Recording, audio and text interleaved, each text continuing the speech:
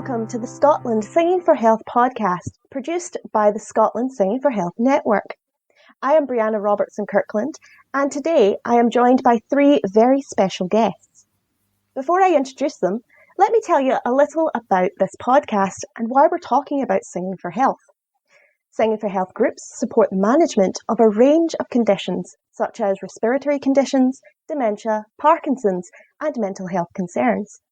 In each episode of the podcast, we'll be talking to singers, singing group leaders, researchers, and medical practitioners to find out more about the benefits of singing and what Singing for Health activities are taking place all around Scotland. Today, our podcast focuses on singing for Parkinson's, and we are joined by Dr. Yoon Irons, Research Fellow in the field of Arts and Health and Wellbeing at the College of Health Psychology and Social Care at the University of Derby. We're also joined by Grenville Hancox, who's founding director of the Canterbury Cantata Trusta and Sing to Beat, and singer and singing leader Rachel Hines, who runs several Singing for Health groups, including the Ayrshire Parkinson's Community Singers and Commonweal, a mental health charity based at Gartnavel. Thank you all for joining me today. Some of our listeners might be familiar with what Parkinson's is, but for those of you who are not, Yoon, I wonder if you could tell us a little bit more about Parkinson's. Hello everyone, and thank you for having me, and thank you for the lovely introduction. Parkinson is a very complex condition. It is a neurological condition that progressively declines, and Parkinson affects mainly the movement, the muscles in your body. So primarily, people with Parkinson will develop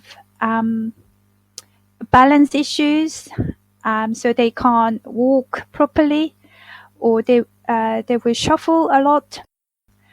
And another muscle issue is that, it affects everything, everyday life really. Opening a tin, pouring milk or water in your cups, or writing, and also talking.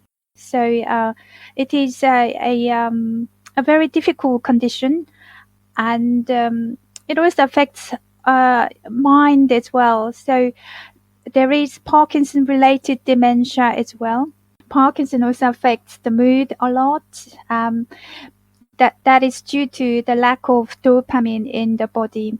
And also some people will have very blank facial expression. So even if they were feeling happy, you could not tell that how happy they might feel inside of them. So it's a complex, and it's the range of difficulty that people experience. It's a lot, from sleep to lots of things. So it is difficult. Thank you so much for telling me more about that.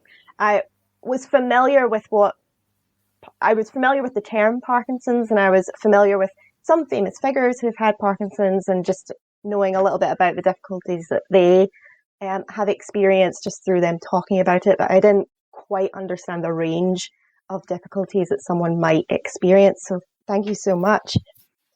It's important, isn't it, to know that every Parkinson's individual actually expresses the condition in a different way.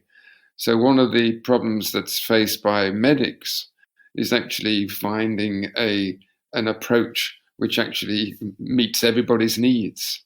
And so even with the most sophisticated pharmacological engagement, each individual can present different problems and different challenges. Yeah. I see. I can see how that would be very difficult, not only from a diagnosis perspective. Different in that some people may have more severe difficulties with speaking, while some other people have more severe difficulties with walking and physical stuff. But these symptoms, all people with Parkinson's, they will experience at some point those symptoms. So what we don't know is how they progress with this disease. So that is unknown. Nobody can predict.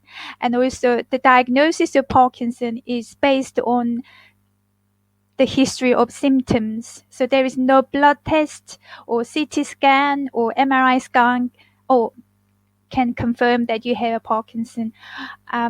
Although now they can take now brain scan to say you have a Parkinson's.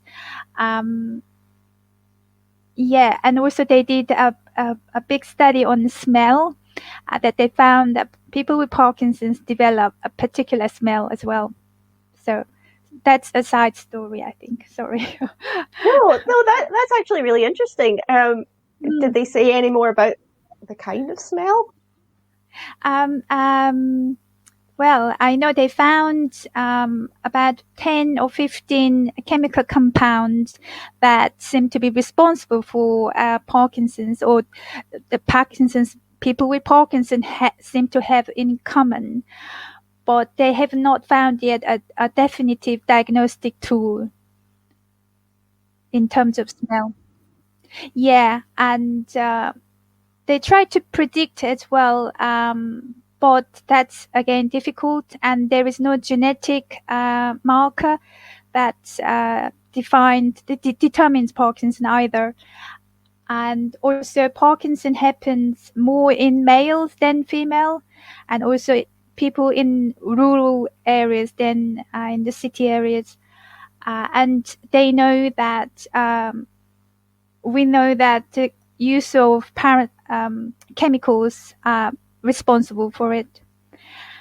On average, the life expectancy is about between 10 and 15 years since the diagnosis, but it takes about 5 years to get diagnosed as well, because people may start with one symptom and they may not know, they may not make a link with Parkinson immediately. So until they develop more symptoms, they can't get diagnosed properly. So yeah, there's a lot different. And as Grenville said, everyone's Parkinson's journey is different. I'm sure Rachel, you would agree with that. Yeah. Absolutely. And I believe there is maybe one doctor that says she can smell. Parkinson's that's as a well. nurse. So that... Her name is Joy. She's a nurse. She's been a nurse for many years, and her husband got diagnosed with Parkinson's, and she noticed that he changed smell, and he was also a doctor consultant, and anyway, but she didn't take it very seriously for a while until they joined this Parkinson support group. And when they entered the room, she felt very strong smell coming towards her. And then she realized, oh gosh, that's the same smell as her husband. So why do they smell all like that? Wow.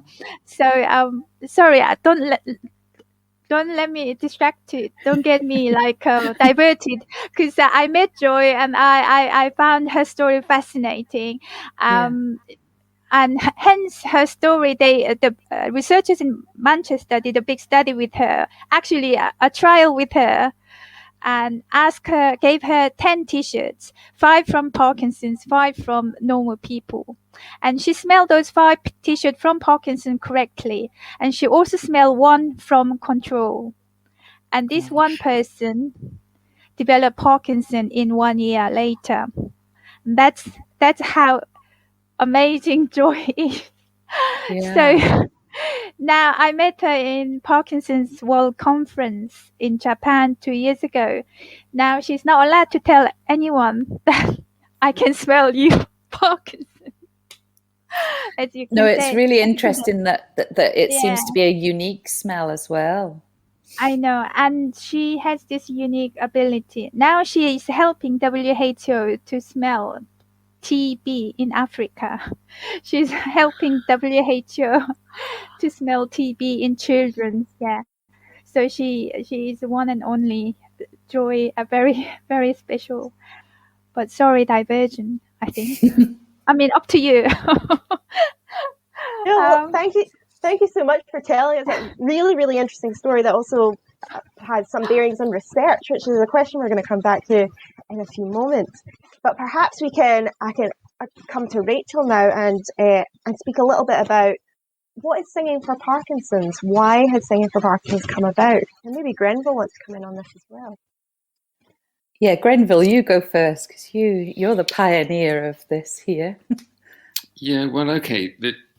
What happened was that one of my colleagues, when I was at university, I worked alongside a wonderful man called Roger Clayton, and Roger was the financial guru of the university, and I was always coming into contact with him because I was doing crazy projects that put the university's finances at risk. so he used to be very tolerant of my ideas, and he retired before I did, quite some time, and immediately, I think in the first year of his retirement, he was diagnosed with Parkinson's, and so he got in touch with me, and because I'd been, I'd set up a thing called the Sydney DeHaan Research Centre, and we'd been looking at the impact of singing on health for a long time. And so he got in touch with me and said, what about setting up a group for people with Parkinson's in Canterbury? So that we did. And so we had a meeting, and this is over 12 years ago now. And so we set up Skylarks. And the idea of Skylarks, it was his idea to give it the title Skylarks because he thought of this wonderful bird soaring above the landscape with a great sense of freedom, and he was actually drawing the comparison with the sort of restrictions that were being imposed upon his lifestyle because of this invisible condition at that time. You can see a film actually we made pretty early on in the history of Skylarks, where it's about 3 or 4 years into Skylarks being established, and Roger's there. It's difficult to tell that he's got Parkinson's actually in the interview, but if you meet him now, then it's not difficult at all to see and to hear how the condition has progressed, just like you described just now. So that was 12 years ago, and we had, through the Parkinson's UK branch in Canterbury, we had about 30 to 35 people coming together with their carers on a fortnightly basis, and started to develop the idea of what now has become Sing to Beat Parkinson's, refining an approach, I think, to working with people with Parkinson's that can be also used in lots of other settings, but this happens to be with Parkinson's, which is really emphasizing the fact that we can bring people together very easily through singing in a singing group, which allows them to, one, regain a sort of self-esteem that they often lose through the condition, of actually socializing when sometimes it's difficult to socialize, to counter some of the physical and mental aspects of the condition. Like, if you read the book that Yoon and I produced this year, there's a chapter on there where there's a case study of, we call him Bob in the chapter, where he talks about the fact that when he sings, his tremor decreases and his stutter disappears. He can sing, but he can't speak. So there's these very complex background engagements neurologically through singing that helps breathing, and actually something happens with the brain. Now, we can make large claims based upon one case, and of course we can't necessarily apply it because of the fact that Yoon said earlier on that it's such a complex condition that it might not happen for everybody. So that's how Sing to Beat Parkinson's established, and we took that on, developed it so that we had an association with Nicola Weidenbach at Snape Maltings, and have had now I think a sort of continuous and successful program of training people to actually engage with more and more people with Parkinson's through singing. So there's about 30 plus groups now that come under the umbrella of Sing to Beat Parkinson's. So it's a nice story, and we owe Roger a lot through his connection, through his condition and his desire to actually help other people. Thank you so much, Grenville, and what an amazing initiative, which will provide the links to Sing to Beat Parkinson's and the video that you mentioned in our show notes. Grenville, you just referenced your book and Yoon's book, which you produced together earlier this year, which is Arts for Health Singing. And I wonder, how does Singing for Health and specifically Singing for Parkinson's fit into this wider Singing for Health framework, which you talk about in your book? Yeah, so from our experience, as well as from our research, that we found singing is beneficial in many ways for people with Parkinson's. First of all, there are emerging evidence that when you sing in your mind, or just thinking of songs in your mind, can help you walking better. So, and we know that from the studies involving rhythm, especially that rhythm helps the brain to organize your walking movement. So that seems to be so beneficial for especially people with Parkinson's. So as soon as they can think of a song in their mind or listen to a song, they seem to walk better. The brain, it doesn't take them too much effort to walk smoothly. So without them making such a great effort, brain seems to organize their movement much smoothly. So that's about the physical benefit. And also singing seems to have a lot of psychological benefits. We found in our for example, in our international study, we found after 6 months of regular singing, people with Parkinson have demonstrated reduced anxiety and stress levels, as well as depression.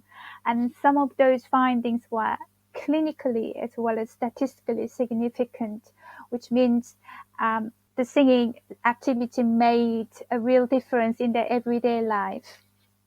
So they felt less depressed, less anxious, less stressful. And it's quite important findings, because the balance issue, the walking issue, is the main primary concern amongst people with Parkinson's. And number 2 concern is the mental health issues. So here we witnessed and we found the evidence, compelling evidence, that singing really helps them to cope with Parkinson's. And also I should mention about the benefit of singing for their speech and communication. We have a lot of anecdotal evidences, haven't we, Grenville?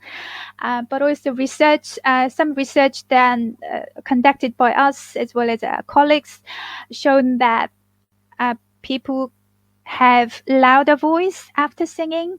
So typically people with Parkinson will develop very quiet voice and sometimes slurred speech, or sometimes a very fast speech.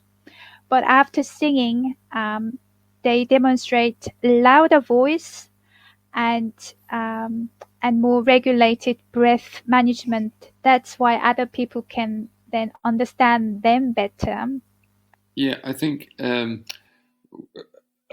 all this research actually just is under the umbrella, though, of a major element that we refer to in the book, which is well known by such extraordinary researchers like Robin Dunbar, that we are actually part of a much bigger picture in evolutionary and anthropological terms, so that what we call singing now has actually been preceded by ability to use inflections and modulations and different frequencies of the voice in our development, which then comes through to speech. But speech is only, 300,000 years old, whereas actually modulating sounds is millions of years old.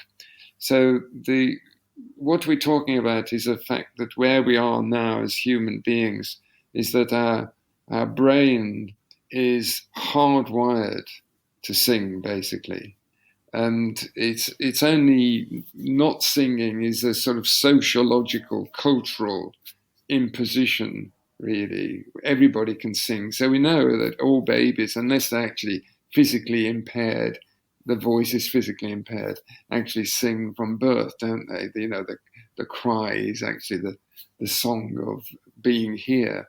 And so from then on, this sort of culturation means that use of the voice is either seen to be important in your society, in your culture, or not. And I would suggest that, one of our problems is with our culture, in the biggest sense, the United Kingdom, let's say, is actually that we don't feel that the use of the voice in a singing mode is actually important.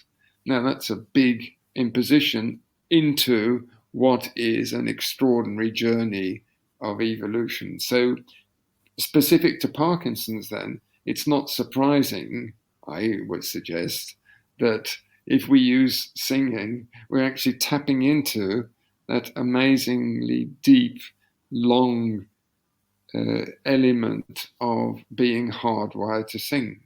So the condition actually is countered by that. So why not everybody, with Parkinson's be encouraged to sing? Because all the other things like Yoon's on about the relationship with the strength of voice is seen through the national health system, both in England and I think in Scotland. It's actually been worthy of speech therapy being made available for people with Parkinson's. That we could parallel, if you like, the use of speech therapy in the national health system with singing as a therapy for people with Parkinson's. I think the aspect of singing that combines with speech therapy is we make it fun. It's quite a devastating disease for the person and for the family around them.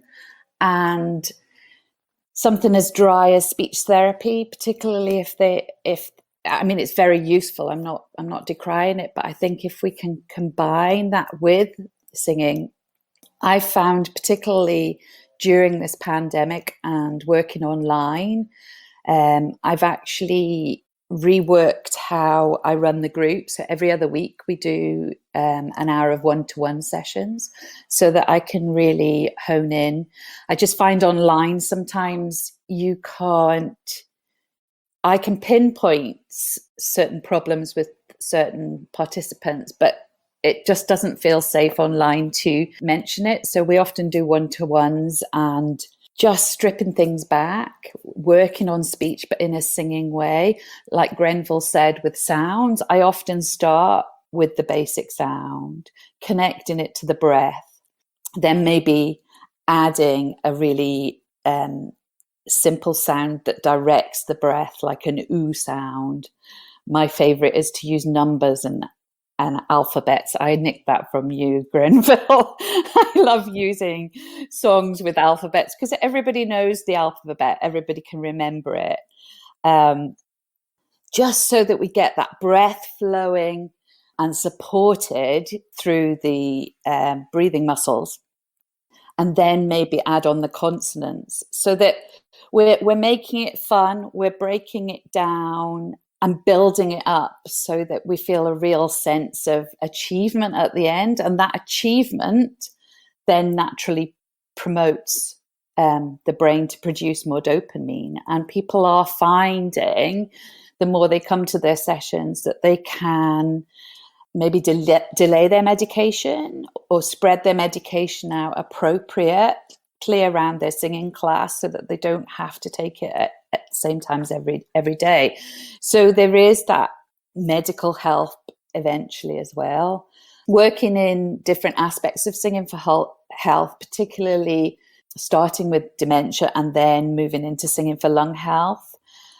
Singing is very much a multitasking activity, and I do a lot of brain training to get everybody to work, to be anticipating constantly. That I found that quite limiting initially with Parkinson's. So you maybe have to strip it back a bit and just start and build up. I'm not saying that it's not possible to multitask with Parkinson's, because I've been running an experiment with all my groups since I started Parkinson's, actually, and pre-lockdown. We're all learning Bring Me a Little Water, Sylvie, in 3 parts, a cappella, with the body percussion. And I said to all my groups, right, we're doing this and we're all learning it at the same time, and we're going to meet together eventually and perform it together. And it was really an experiment for me to see how each group responded to the multi-variant activity. And actually, because I started with the movement and the music, the main tune and the movement with the Parkinson's group, they really responded really well to it. I don't know whether it was because the body percussion uses one side at a time. It helps with balance, but they're actually leading with their progress with that group. And I also found that we know that, and I love the way you call it sing to beat, because I think that's perfect. The pulse of music and singing is so important with Parkinson's, and just getting that beat going. It's important for singing as well to actually feel the beat inside.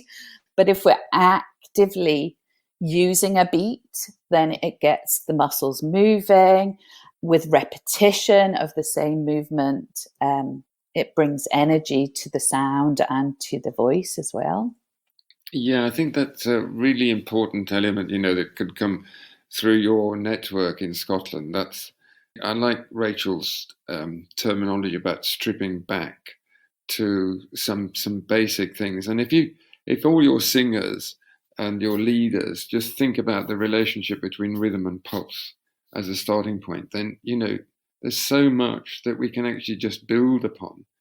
Because when we're speaking, we're not thinking actually about necessarily the fact that we are speaking rhythmically, or that we are taking a breath every so often just to be able to come to the next sentence. All those things are actually fundamental to the process of singing, but in a different context. So I think what Rachel's suggesting right now is what I've been advocating for a long time, that the whole notion is actually go from the speaking voice to the singing voice. And the transition is it's just about where the breath is. If I go from my speaking voice to my singing voice, I'm just changing where the breath is. And once that realization is there for people who actually you're working with through your facilitators, then it's a magic process. But also then connecting the way you use the breath when you sing to how you speak. And that can really help with not losing volume with Parkinson's. I might do a session with someone and say, right, what would you like to do today? And, I have some people that actually want to, I'm just thinking of 2 particular participants at the moment. One really enjoyed singing before he had Parkinson's, and wants to improve. He feels his ears gone to fine sound. So we isolated that, and actually their speech is really quite good at the moment. And I have another participant who the speech has got really much quieter over lockdown, but they have a wonderful partner and they do all this work together. They practice in the car when they're driving about, different exercises that I give them. The whole singing a line of speech. So we might start just with the tune, then add on the words, and then we might speak it in rhythm and really pick up on certain consonants that maybe it's just layering everything up so that eventually they have strategies they can use at home to build this and build it into everyday life as well. I love using sunshine songs. It never fails, so I hope it doesn't fail today. So I love singing You Are My Sunshine. I used it in a dementia group every Friday morning. We have awful weather in Scotland normally, and it would always rain and everybody would be really down. I think we're all connected to the weather, I think, when we have a word in Scotland, when it's dreich, it's really rather depressing. So I have a group of sunshine songs. You Are My Sunshine is my favourite. And I did it with these participants the other week. I said, right, it's really dull. Let's sing my favourite song, and you've got to sing it really loud. And I really want you to concentrate on the lovely consonants. And I kid you, and I thought, it's not going to work today. It's really dull. And by the end of the session, the sun came out. Whether it does or it doesn't, it's just creating that safe, exciting space, I think. And I think what's really important in collaboration with Western medicine is to bring in this fun side of it, because people really get bogged down with having to take their medication, having to do everything they have to do to live every day, which is quite complicated and stressful for both the person with Parkinson's and their carers, and just to bring fun in. And I think it's a great activity. It's a communal activity. It creates connections. It helps people with Parkinson's and their partners reconnect on a different level. Yeah, it's great. I mean, and laughter is the best medicine, undoubtedly. Isn't it?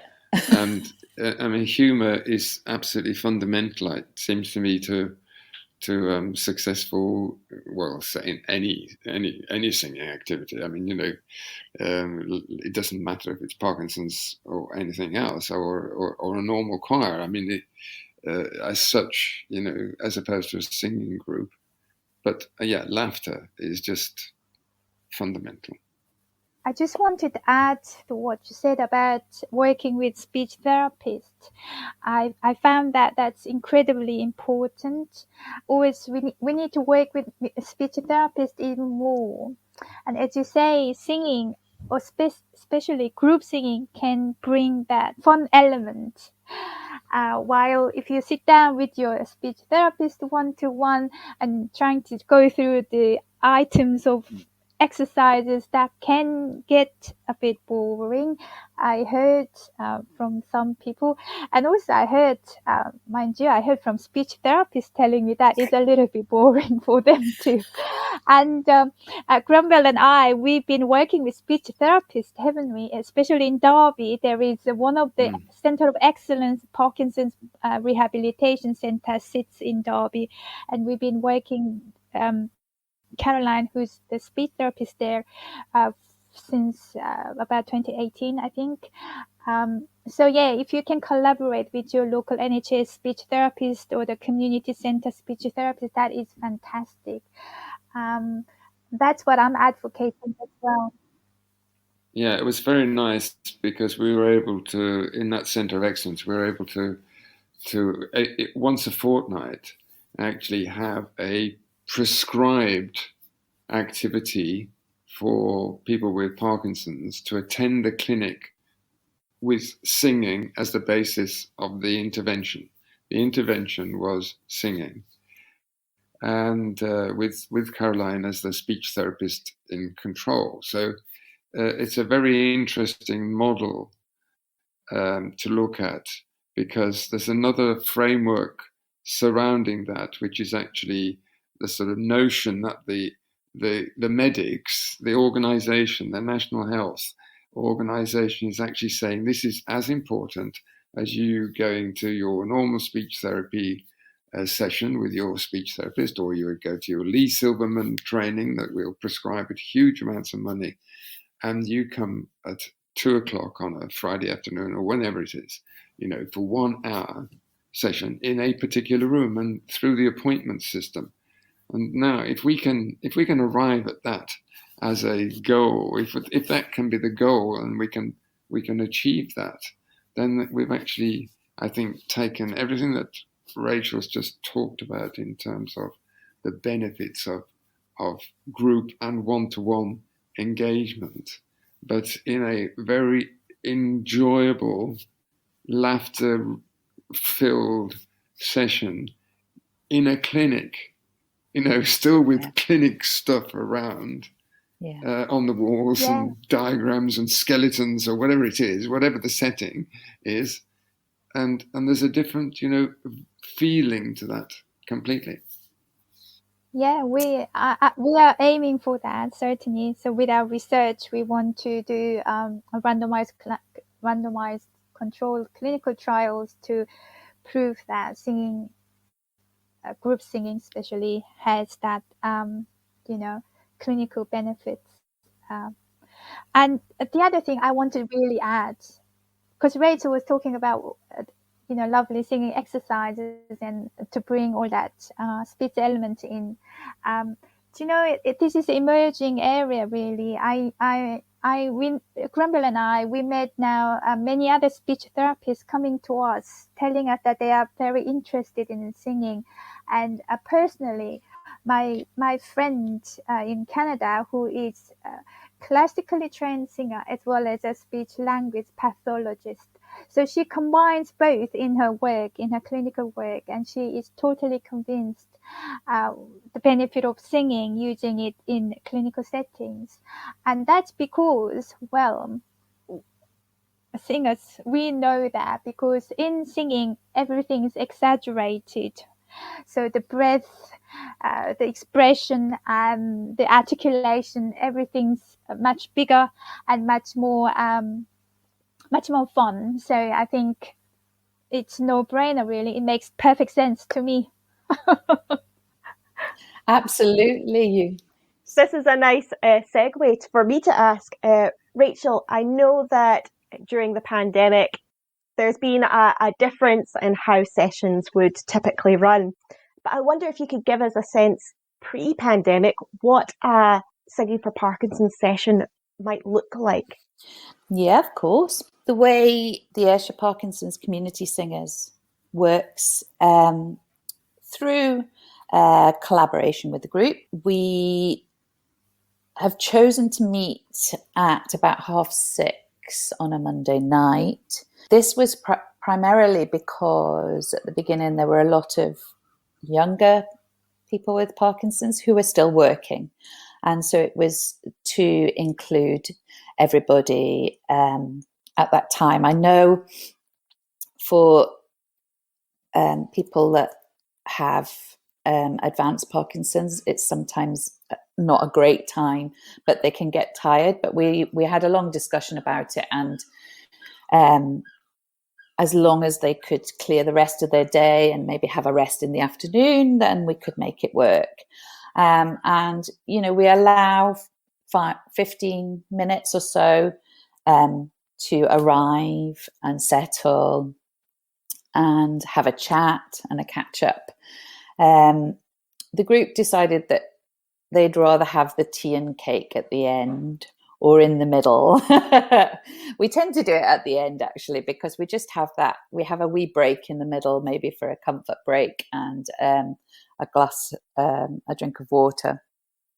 So I like to start with a physical warm-up in some way. How energetic that is determined by how people are feeling that day. But just to get the body moving and connect it to the breath. And then I may do some breathing exercises. We may do a bit of meditation just to music, just to I think the more we can use music or singing to really feel that pulse, even for breathing as well. We all know that music just stimulates a different part of the brain.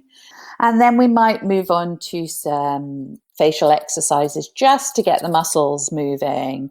Just all these things I would do in singing as I'm warming up. We have to warm up our bodies, our voices, but we also have to warm up the muscles that we use to produce those sounds.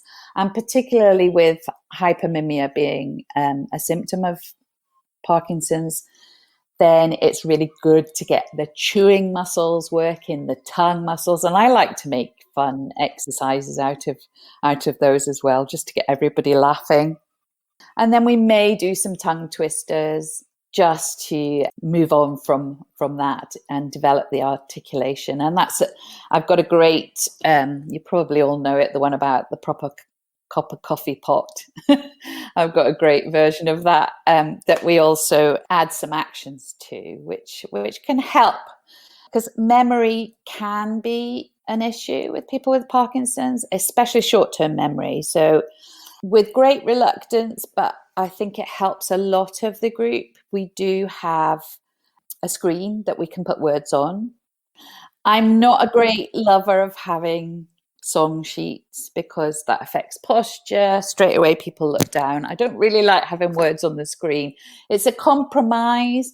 I would rather teach a song orally and develop those memory skills, because I think if you teach a song and the text orally, then you're more likely to remember it, because you're having to think. And there's no way to say that people can't improve their memory with Parkinson's, but we do have a screen as well, just to refer to.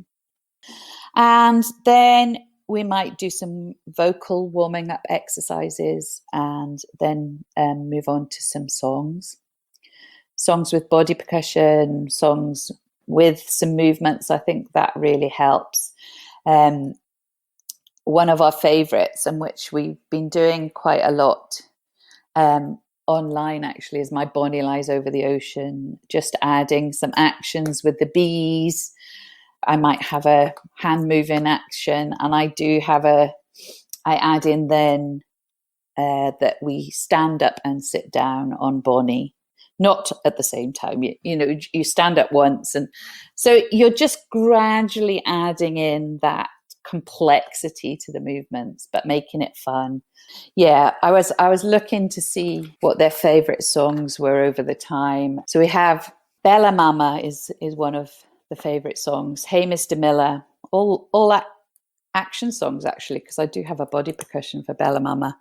But one person in the group, we do a song called Grow Banana, which has actions and which we can add harmonies to. So there's a wide variety, and actually during the pandemic, just to keep the creativity going, because we know we're online, it can be quite sterile and quite lonely because we can't sing together online. Everybody generally has to be muted and they just sing along with me. So as well as maybe creating harmony tracks to sing along to, I've also thrown in sessions where I've said, right, let's have a Desert Island Discs session next week. Bring a piece of music that's really special to you. It can be a song, it can be a piece of music, and we'll just talk about it. And actually you learn a lot about people through their choice of music.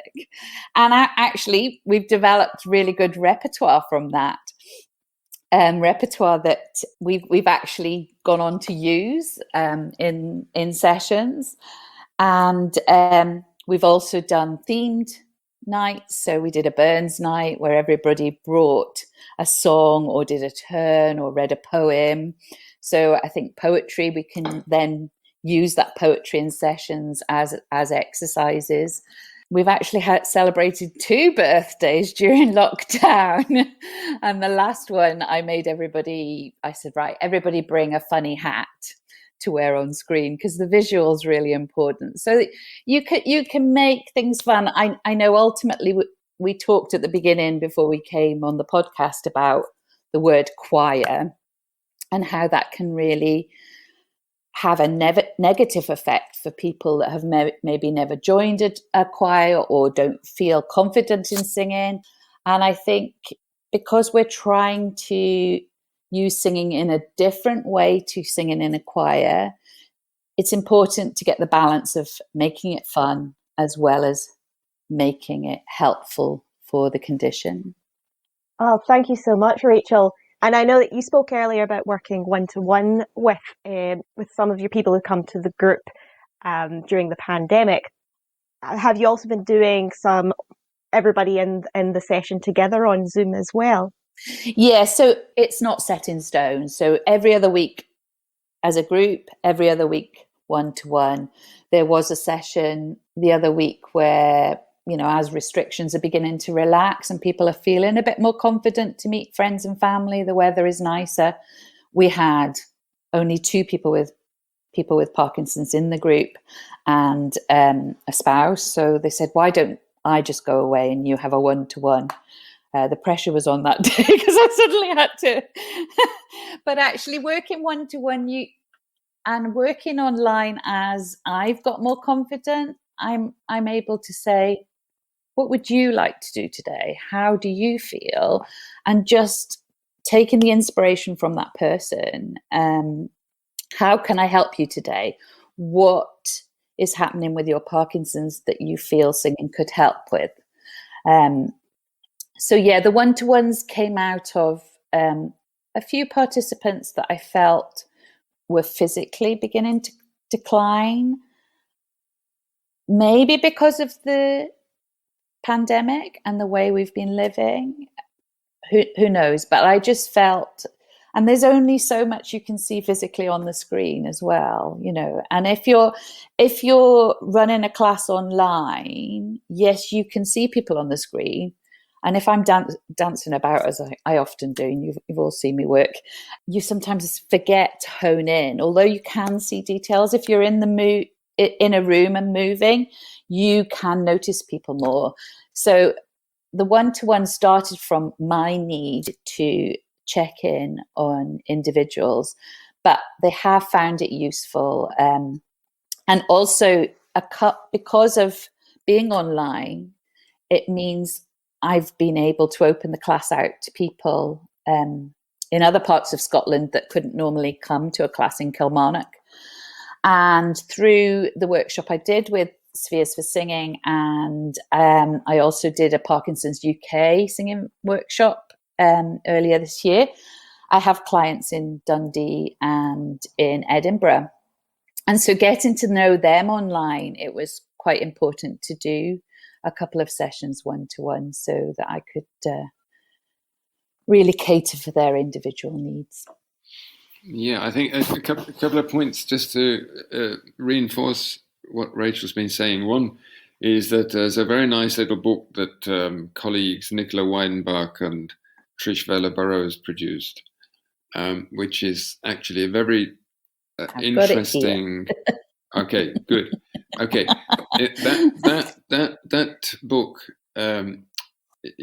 makes the point that behind every song, we should actually, every resource, we should have a goals framework and be aware of why you're doing what you're doing. And I think that's really, really significant. It's a very important element to have as a facilitator, to be able to know why you're doing what you're doing. The first thing. Secondly is that through the training that we've been established now for quite a few years with Sing to Beat, we've also this year, because of the pandemic, had training online, which has been really successful. That we've actually had better take-up for people actually wanting to learn how to facilitate Parkinson's groups through the online facility, which has been great. As a consequence, next from September, as an example, the Canterbury Skylarks will meet once a fortnight face-to-face as normal. And in the intervening week between those fortnights, there'll be a regular online session exactly at the same time as if they were coming face to face. But it's going to be also under the umbrella of this partner charity called Parkinson's Care and Support. And it's going to be an open invitation to anybody in the United Kingdom and beyond, because we have people coming from Austria and France and places, at the same time to take part in Singing for Parkinson's, based though upon this sort of notion that I referred to earlier of actually going from the speaking voice to the singing voice, using materials that actually have a rationale, a goal, as well as then moving into a resource base, which we have on a PowerPoint presentation, by the way, which anybody can access, can send you a copy on the Sing to Beat. So there's about 300, 400 resource materials there of musics that are familiar to this demographic group who remember, Elvis onwards, basically, to the present day. Well, not so much present day, I guess, but we don't do much rapping at the moment, but I guess there's there's chance for development. Oh, I love using raps, Grenville, for my Parkinson's singers group. The hip hop hippie one, which was the start of rap in the late 70s. That's a great one. And the ultimate goal is to do the whole thing in one breath. Yeah, I mean, with Parkinson's, the singing is not only, it's not like just, come and sing along for leisure. It's more than that. You can really target on therapeutic outcomes through singing. So hence, I think the singing facilitators, group singing facilitators, need to learn a lot about the Parkinson, the condition, and how we can help people with Parkinson through singing. Hence, Grenville's been also developing training programs within the Sing to Beat Parkinson, and that's where, Rachel, you came as well. Yeah. So, during the pandemic, we did online training programs, which was really good. We had participants, facilitators from around the world, didn't we, Grenville? And we have more research projects also developing as well. So watch the space. Yeah, it was interesting, Yoon. I'd seen your training, the Sing to Beat training, the year before I actually came, and talked myself out of going because I didn't want to overload my schedule. Then the Parkinson's community singers approached me. So I actually worked very much on my own. I talked to Nicola, I talked to a facilitator in Edinburgh who'd done the training, and I went and attended one of her groups. So I was very much self-learning with research and books and talking. And then so that was April, the following January, I came to your training, and it was interesting doing it that way round, actually, because I had to sort of figure a lot of things out myself through practice. But would I have preferred to do the training the other way around? I'm not sure, actually. But I would recommend to anyone to go and do the training. It was fantastic. And that's a really good point, that if anybody who's listening to this podcast is interested in becoming a facilitator for a Parkinson's singing group, we will link to the Sing to Beat Parkinson's training below in the show notes, as well as the books that we have mentioned throughout today's podcast. So I have a big question for you all, which some of our listeners might be wondering about. How can people find out more about whether Singing for Parkinson's could help them or someone that they know? Are there groups in the area? Is there a resource that they could go to? What could they do to find out more about singing groups in Scotland? Nationally, if you like, in terms of the United Kingdom, Sing to Beat as an organisation has a very active website, and we'll point people in the direction of of groups that are available in throughout the land at the moment, which tends to be dominated or concentrated in the southeast, the Midlands, and going further north. So it'd be great if Scotland actually, had a flourishing Sing to Beat network as part of the Singing for Health network that you established in Scotland. That'd be wonderful. I know Nicola's in the process of mapping at the moment for the Sing to Beat website, and any groups that have trained can be added, or if you know it, and then you can signpost to other groups. Certainly while we're online, anyone in Scotland is very welcome to join my group. I'm also, our group started with funding from Parkinsons UK, so I think they have links on their websites as well. I know there is a group that's been well established in Edinburgh as well, run by Penny Stone. I wanted to say Penny Sings, but that's how I know her on social media. And I think, that's a great resource. But certainly anyone interested, please signpost them my way, and I can certainly introduce them to the group, and hopefully we can grow some more groups, as Grenville says, throughout Scotland.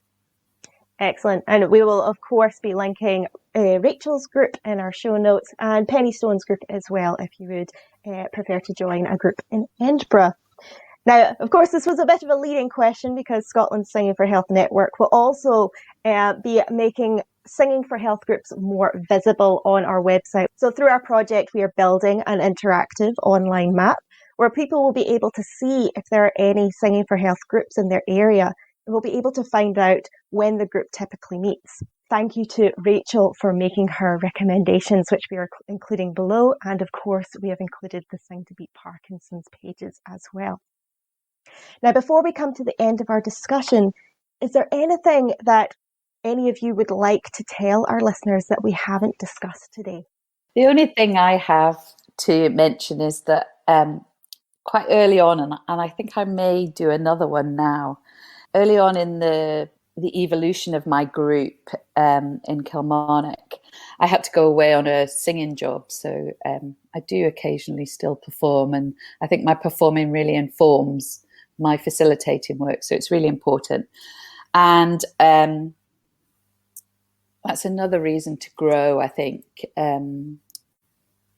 people trained in Singing for Parkinson's, so that we can maybe have